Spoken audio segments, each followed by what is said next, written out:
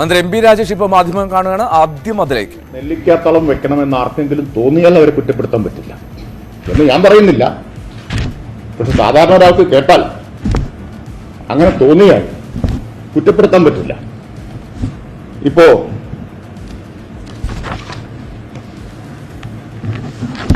ഇത് 2023 പുതുക്കിയ ചട്ടമാണ്. 2001 ചട്ടം തന്നെ ഈ വന്ധ്യംകരണത്തെ ദുഷ്കരമാക്കി മാറ്റുന്നതാണ്. പുതുക്കിയതോടുകൂടി ഏറെക്കുറെ അസാധ്യമാക്കി മാറ്റിയിരിക്കുകയാണ്.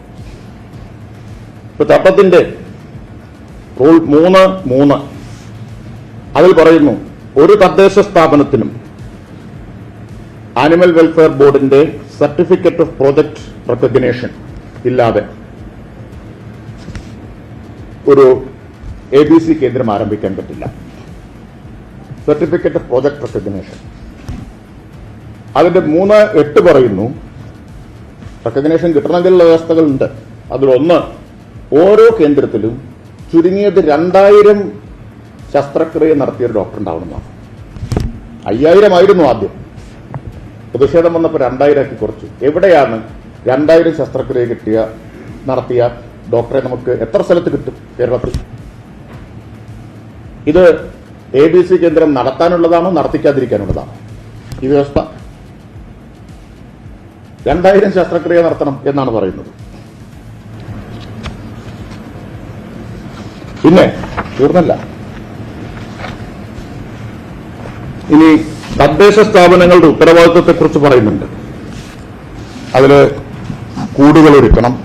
കൂടുകളിലും ABC കേന്ദ്രങ്ങളിലും ഉണ്ടാവേണ്ട സൗകര്യങ്ങൾ, ഓപ്പറേഷൻ തിയേറ്റർ, അതുപോലെ pre operative, post operative care സംവിധാനങ്ങൾ, പിന്നെ എയർ കണ്ടീഷണർ, CCTV വേണം. CCTV ദൃശ്യങ്ങൾ, സർജറി നടത്തുന്നതിന്റെ CCTV ദൃശ്യങ്ങൾ 30 ദിവസത്തേക്ക് സൂക്ഷിക്കണം. പിന്നെ ഐസൊലേഷൻ വാർഡ് വേണം. പിന്നെ ശരിയായി നിർമ്മിച്ച പാചകപ്പുര, വെറും പാചകപ്പുര പോരാ, പാചകപ്പുര ഉണ്ടാവണം. റെഫ്രിജറേറ്ററുകൾ ഉണ്ടാവണം. നീക്കം ചെയ്ത അവയവങ്ങൾ സൂക്ഷിക്കാനുള്ള സൗകര്യം ഉണ്ടാവണം. ഈ അവയവങ്ങൾ ഒരു 4 അംഗ കമ്മിറ്റി 2 ആഴ്ച കൂടുമ്പോൾ എണ്ണിത്തിട്ടപ്പെടുത്തി റിപ്പോർട്ട് തയ്യാറാക്കണം. പിന്നെ പ്രത്യേക കൂടുകൾ വേണം. വന്ധ്യംകരണത്തിന് പിടിച്ചുകൊണ്ടുവന്നവയ്ക്കും പിന്നെ അല്ലാത്തവയ്ക്കും, വന്ധ്യംകരണത്തിന് വിധേയമായവയ്ക്കും പ്രത്യേക കൂടുകൾ വേണം. സ്റ്റോർ റൂം വേണം. ഇൻസിനറേറ്റർ വേണം.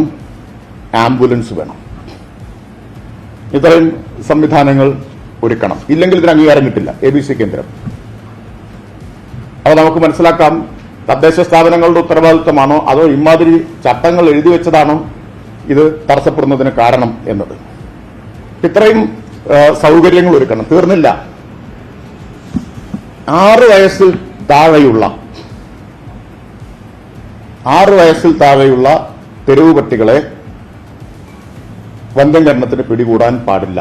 അപ്പോൾ പ്രായം തെളിയിക്കുന്ന സർട്ടിഫിക്കറ്റ് ഹാജരാക്കണം എന്നുള്ള സ്ഥിതിയാണ്. എങ്ങനെയാണ് തെരുവ് പട്ടിയുടെ പ്രായം, എങ്ങനെയാണ് ഇതിനെ പിടിക്കുന്നെന്നുള്ളത് എഴുതി വെച്ചവർക്ക് അറിയില്ല. പ്രായം നോക്കി പിടിക്കാൻ പറ്റുമോ? എന്താണ് ഇവർ ഉദ്ദേശിക്കുന്നത്?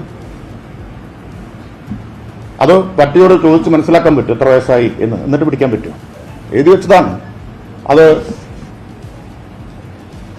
ദയവായി മാധ്യമപ്രവർത്തകർ സർക്കാരിനെ തദ്ദേശ സ്ഥാപനത്തിലേക്ക് കുറ്റപ്പെടുത്തി എളുപ്പമുള്ള പണിയാണ്. പ്രത്യേകിച്ചൊന്നും നോക്കേണ്ട കാര്യമൊന്നുമില്ല. എത്ര മാധ്യമപ്രവർത്തകർ ഈ റൂൾസ് വായിച്ചിട്ടുണ്ടെന്ന് എനിക്ക് അറിഞ്ഞൂടാ. കാരണം പല വാർത്തകളും ശ്രദ്ധിക്കുകയുണ്ടായി.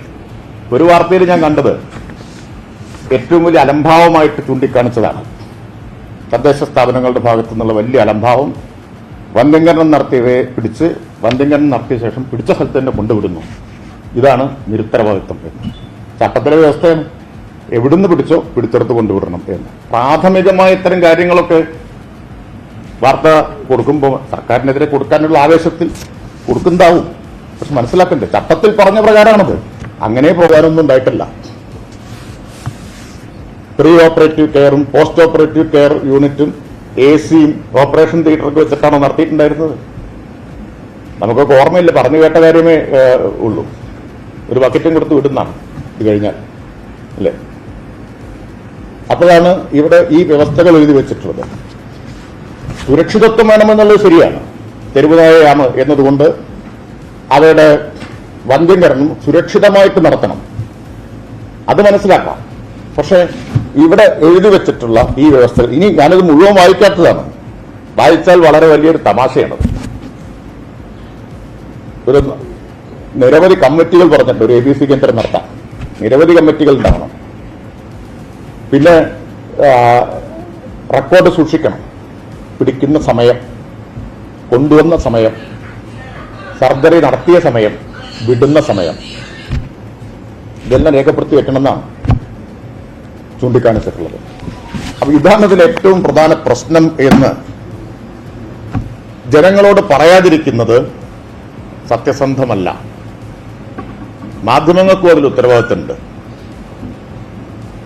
ഈ റൂൾസ് നിലനിൽക്കെ തെരുവുനായ വന്ധ്യംകരണം ഫലപ്രദമായി നടത്താൻ ആർക്കും കഴിയില്ല. അതുകൊണ്ട് ഇതിൽ ഭേദഗതി വേണം. കേന്ദ്രത്തോട് ആവശ്യപ്പെടും. അതുകൊണ്ട് പ്രത്യേകിച്ച് പ്രയോജനം ഉണ്ടാവുന്ന കഴിഞ്ഞ് 23 വർഷത്തെ അനുഭവത്തൊന്നും പറയാൻ പറ്റില്ല. 23 വർഷത്തെ യഥാർത്ഥത്തിൽ 2001 ചട്ടങ്ങൾ തന്നെ ഭേദഗതി ചെയ്യണമെന്ന് ആവശ്യപ്പെട്ടതാണ്.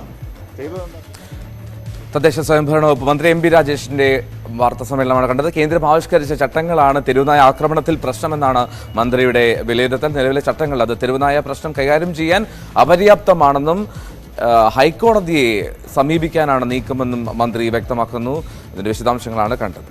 ഇനി മറ്റൊരു ദൃശ്യത്തിലേക്ക് കൂടി പോയി കഴിഞ്ഞാൽ, കണ്ണൂരിൽ തെരുവുനായ്ക്കളുടെ ആക്രമണത്തിൽ കുട്ടിയെ രക്ഷപ്പെട്ടത് തലനാരിഴയ്ക്കാണ്. മട്ടന്നൂർ നീർവേലിയിലാണ് ഇങ്ങനെയൊരു സംഭവം. മുറ്റത്ത് കളിക്കുകയായിരുന്ന കുഞ്ഞിന് നേരെ തെരുവുനായ്ക്കൾ വരികയായിരുന്നു. ശബ്ദം കേട്ട് ഓടിയെത്തിയ അയൽവാസിന് നേരെയാണ് തെരുവുനായ്ക്കൾ പാഞ്ഞെടുത്തത്. ബന്ധുവിന്റെ വീട്ടിലേക്ക് ഓടിക്കയറിയതിനാൽ കുട്ടി രക്ഷപ്പെടുകയായിരുന്നു. മറ്റു വാർത്തകളിലേക്ക്. തമിഴ്നാട് വൈദ്യുതി